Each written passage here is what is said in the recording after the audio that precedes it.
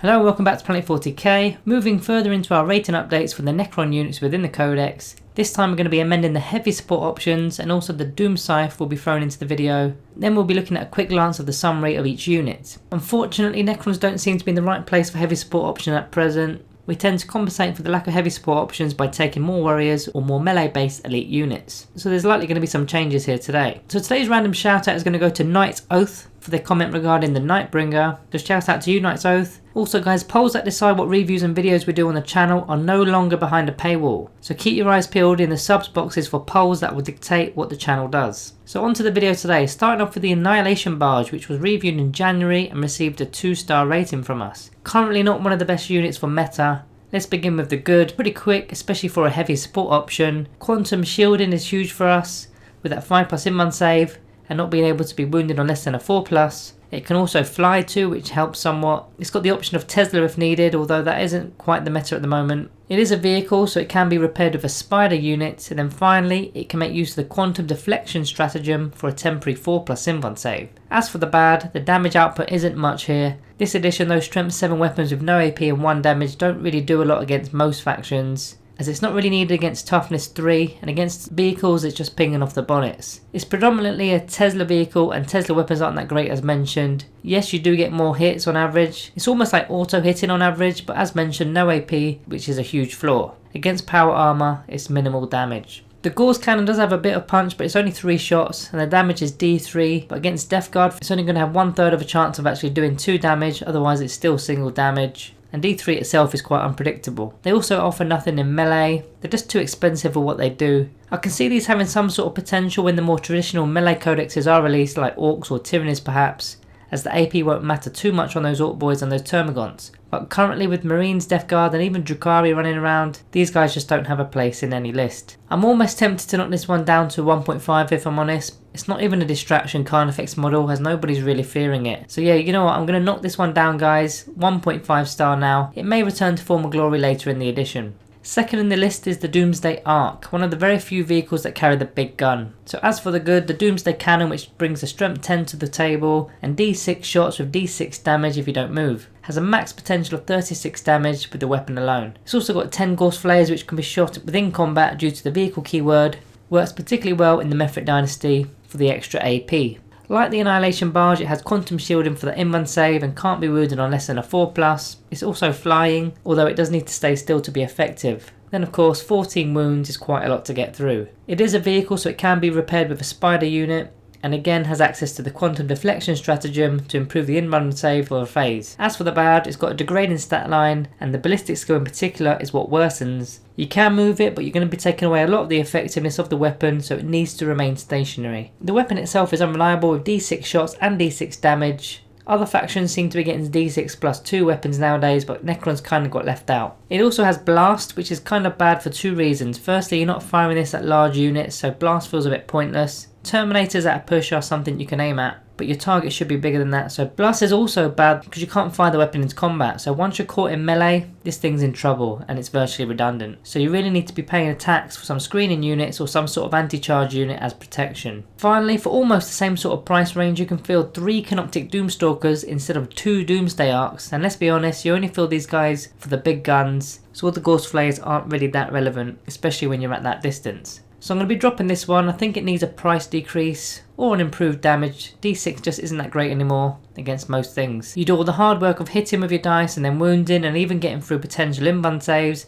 and then you roll poorly on the damage and you're faced with burning CP or keeping the damage. Even spending that CP doesn't guarantee a better result. So I'm going to be dropping this down to a 3.5 star. Next we've got the Lokhust Destroyers, which were reviewed in February with a 3-star rating. Now these guys can take a heavy destroyer within the unit, which will be considered in the summary. So as for the good, they're an infantry, so they can find cover for a 2+ armor save. They can fly, they can move pretty quick at 8 inches, which is not bad for heavy support. They synergize with destroyer cult units to aid for their rolls, and as mentioned, you've got the option of adding a single heavy destroyer, which you'd obviously remove blast from the unit when you're dropping models, so hiding a strength 10 weapon within a small group would be a way of doing it. And finally, they don't suffer a penalty for moving and firing heavy weapons. As for the bad, there's no in-run saves. They can reanimate, but not very effectively because they've got too many wounds for that. The Gorse cannon has the same issues that the Annihilation Barge has, although these are much cheaper, so can be let off in a sense. However, they're stupidly expensive for what they do. I always compare these to Terminators. Now Terminators have an in-run save, they can deep strike, they've got 3 wounds and a 2+ armor save. That's costing about 30 to 40 points when you add a Thunder Hammer and maybe a Storm Shield and whatnot, whereas these guys have much less. They can't do anything in melee either, and even in shooting they aren't what they used to be in past editions. I think if they were more like 30 to 35 points for the non-heavy options, then maybe I'd consider them, but 55 is just whack. Unfortunately, another one that's going to be dropping in rating here, this one's going to a 2.5 star. Next we've got the heavy variant of the Lokhust Destroyers. They had a slightly better rating in February of 3.5 stars. So they've got a lot of good points than the standard Destroyers have. Again, they're an infantry for the cover saves, they can fly, they can synergize with Destroyer Cult Lords, they've got the 8-inch movement,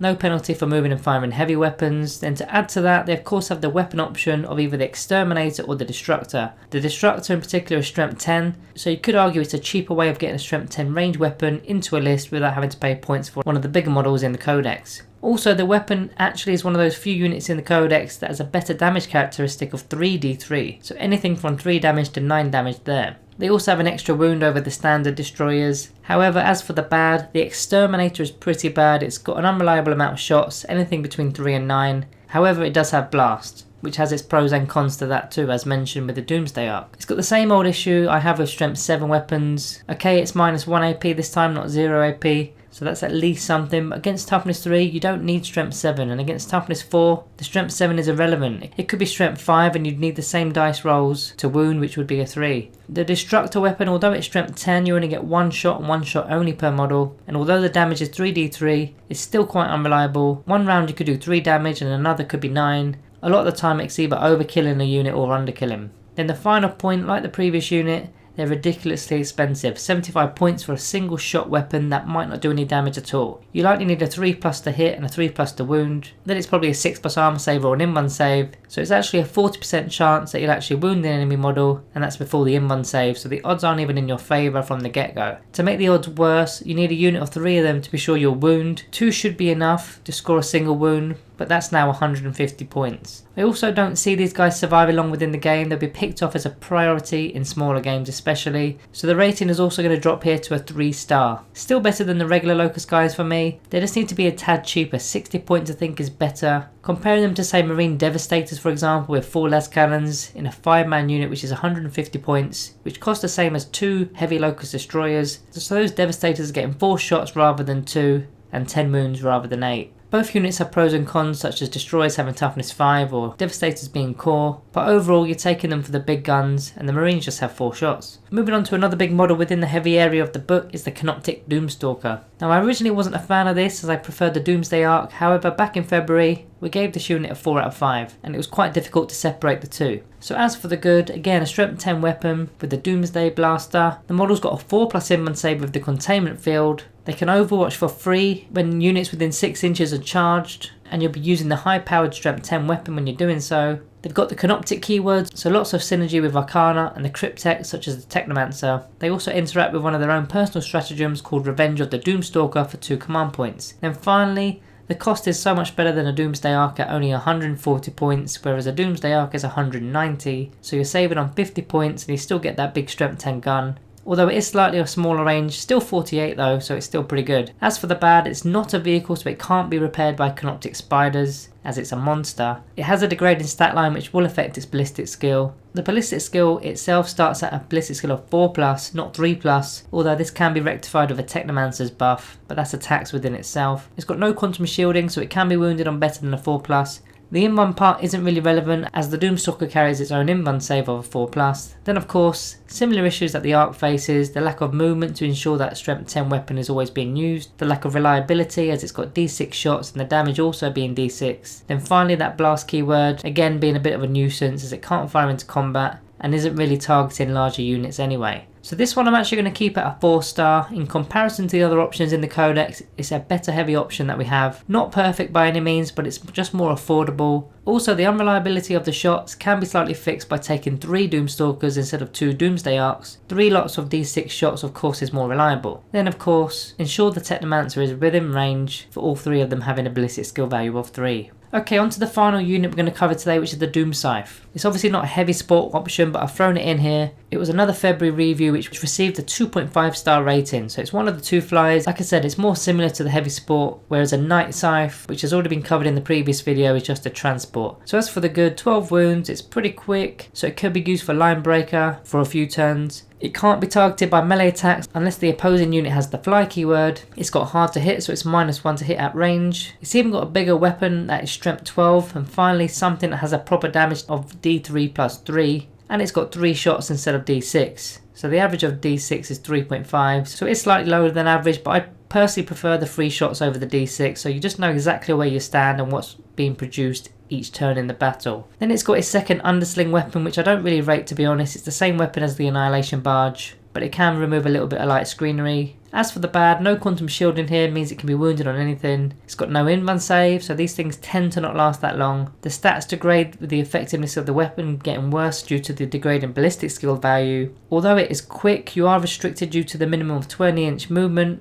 as well as the maximum of a 90-degree pivot with the supersonic ability, so your opponent can force you off the board or into positions that they want you in. It does have command protocols, but you're never going to really be in range of a character to utilise them. As it's a flyer, it can't hold objectives. So all this for 200 points seems a lot for me. At least a Doomsday Ark can sit on an objective and score at least 5 victory points per turn and be quite tough to get rid of. I really wanted to bump this flyer up. Maybe against Drukhari it could be used against those vehicle transports perhaps. But when you can take a Doomstalker for 140 points, it seems like a better choice, so this one's going to be staying at 2.5 stars. So that's the heavy options as well as the final flyer wrapped up. Please be sure to hit the like button and sub if you are new around here. Also remember to comment. We're also going to be doing those random shout outs every video. And yeah, keep your eyes out for those polls. We're starting that this month. So yeah, thank you all for watching and I'll see you in the next one.